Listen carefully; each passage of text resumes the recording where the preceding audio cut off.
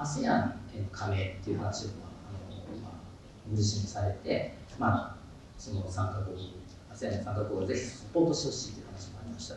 で、僕が考えるASEAN ももちろんそれはいいと思うんですけども、RCEP、そこら辺も要するに2026年に後発発展途上国の区分から卒業するっていうことは、井上さんも決められてると思うんですけど、それを見据えると、ASEAN だけじゃなくて、さらにRCEP みたいなですね、今中国の影響だというのは、今入らないと言ってますけれども、RCEP についてどういうお考えですかね。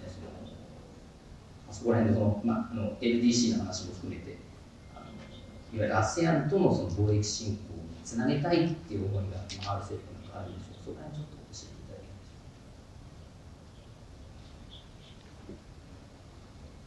ますか。ASEAN is one of the many groups of nations. As we became an independent country, Bangladesh, in 1971, and building the nation to move forward, we looked around, we thought collaborating with each other among the countries we have around us would be the best strategy for us. Instead of finding excuses for countries and so on. So an initiative from Bangladesh was launched to create an association of South Asia named SAARC.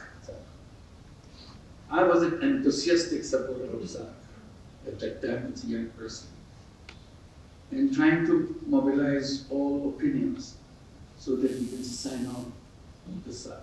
Bangladesh took the initiative. I was very proud of that, and I was part of that initiative. And when all the South Asian countries agreed to sign it on, I was delighted. A little bit in peace.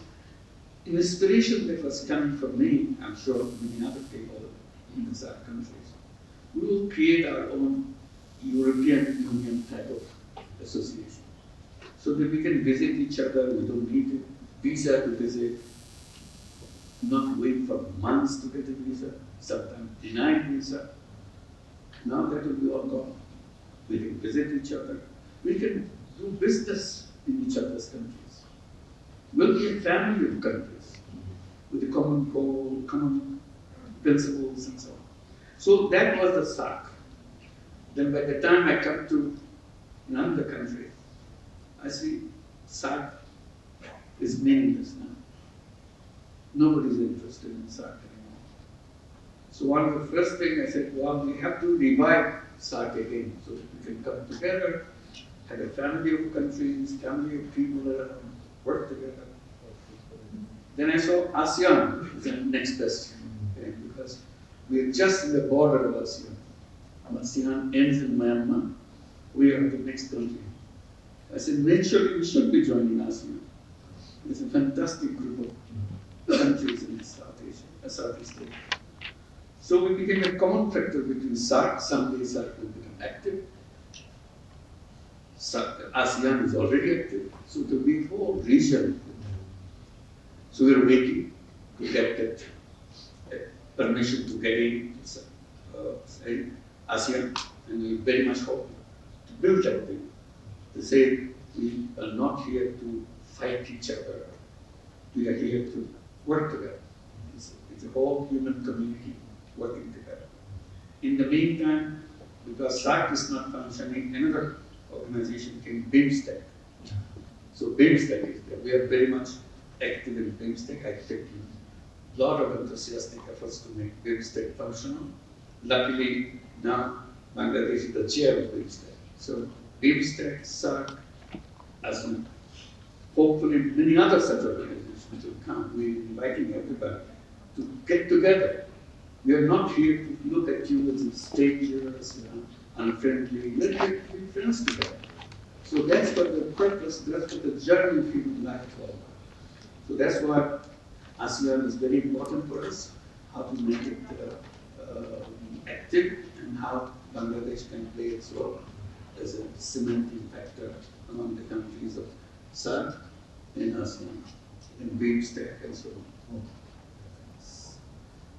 ちょっとバングラデシュの国内の話、ちょっと尋ねられたいんですけども、昨年の8月には橋田前首相が、インドに逃亡するという形で、長年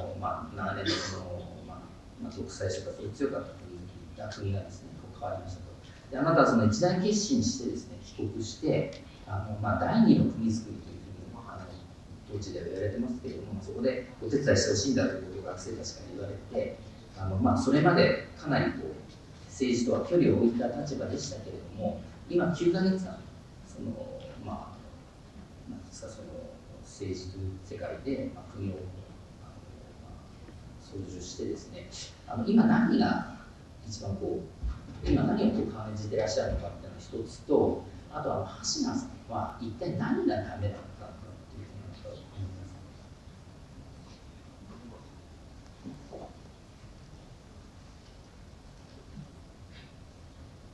We are trying very hard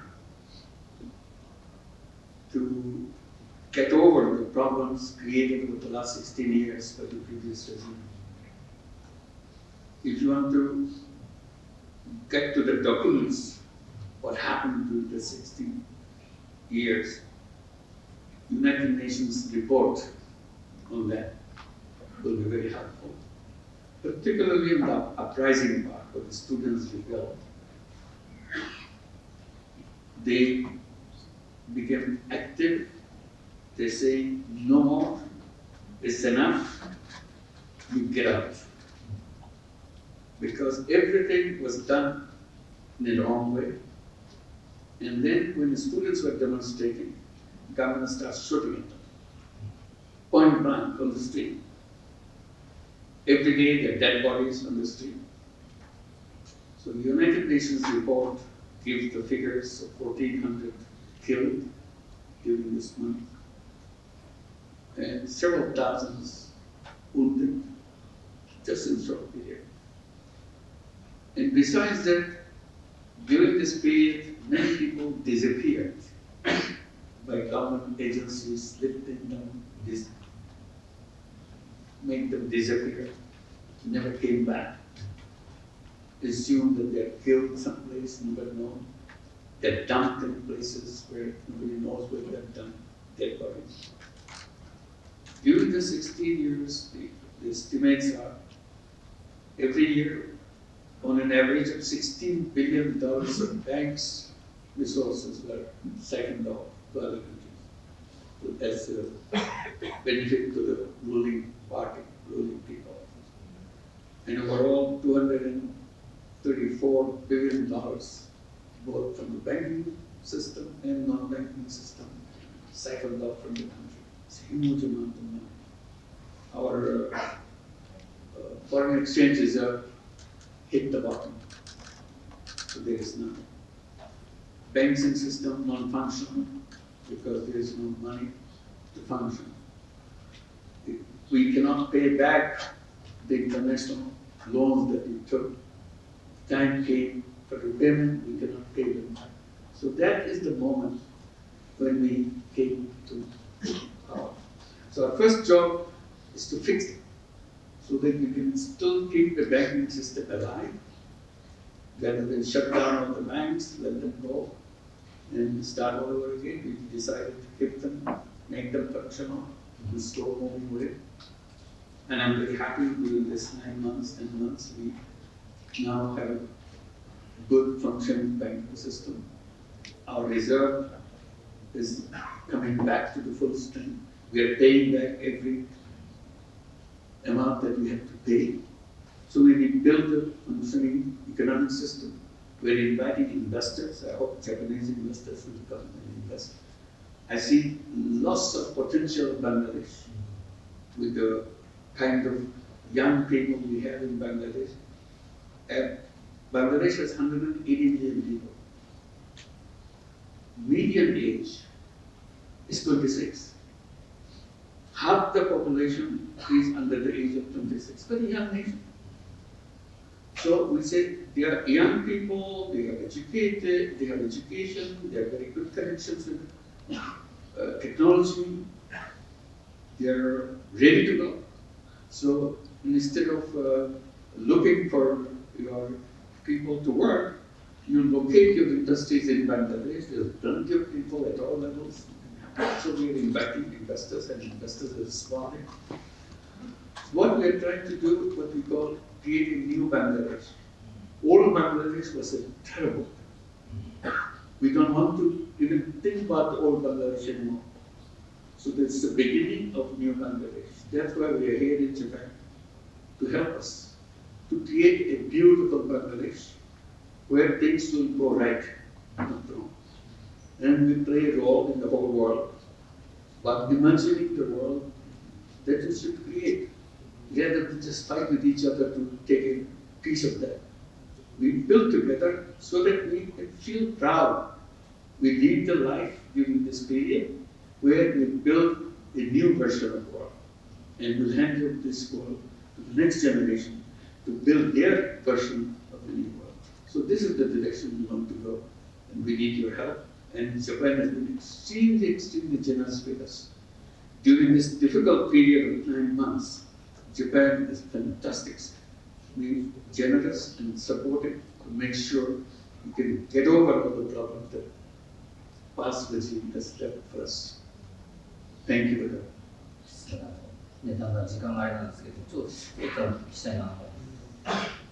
まあ、その橋名さん、まあ、そういうふうにありましたけど、橋名さんの方はもうすべての制度とかを、まあ、デストロイしたりとかっていうところは先日おっしゃっていたと思うんですけれども、すべての制度を破壊したとかですかね。それだからこそ、今、ユヌスさんは選挙制度だけじゃなくてですね、憲法だとか司法改革とかってこうやってますよね。でずっとやっていて、2026年、来年の6月までには選挙しましょうということで、今、それを取り組んでいらっしゃる。で、我々も、まあ、国際社会もそれは時間かかるよねということは分かっているので、それはやりましょう。だけど、一部の政党とかですね、まあ、軍だとかっていうのは早くやれと。今年の12月までにやってくれっていうようなことをこれなんで彼らがそういう早くやってくれっていうことを強く要望して、まあね、今回いらっしゃる前の人になりましたけれども、それなんでなんですか？ The task that we have accepted as we came in, what we call interim government. The interim government's task is to do the reforms. Institutional reforms, policy reforms, judicial reforms, because everything became party to this period of 16 years where everything went wrong. They are the perpetrators, participators, and so on. So we want to design new institutions, new policies, so that this thing cannot be repeated. If you go back, use the same rules, same procedures, same institutions which created forces which will kill people. He said, we don't want that institution.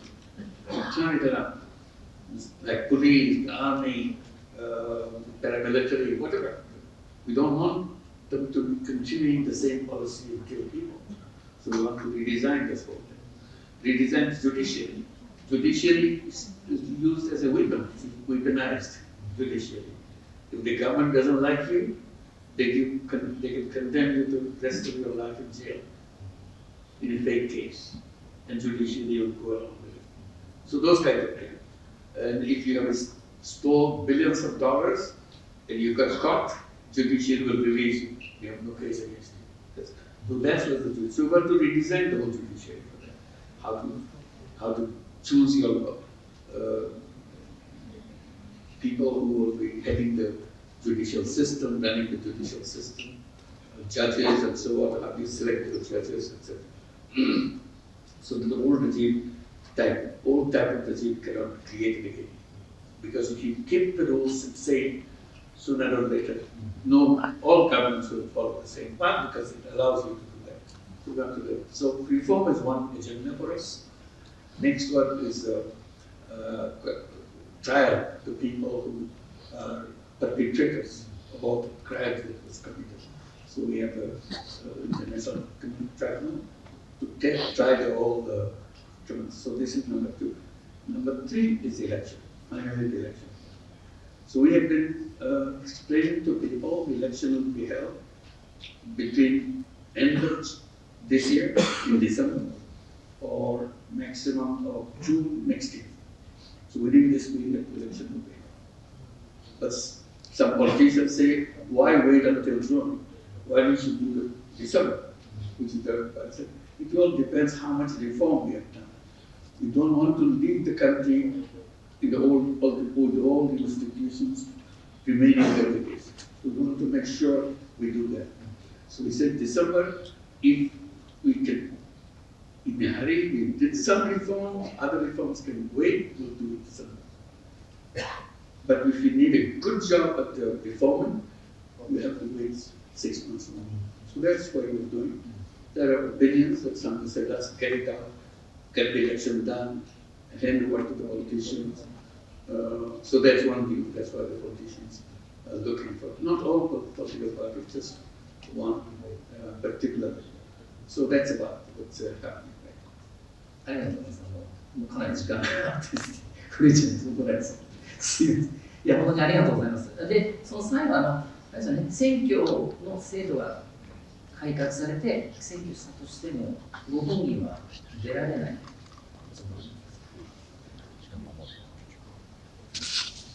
No, I'm not the politician, I'm not running for any election. My job is to get these 3 things done and hand over the newly elected representatives of the people.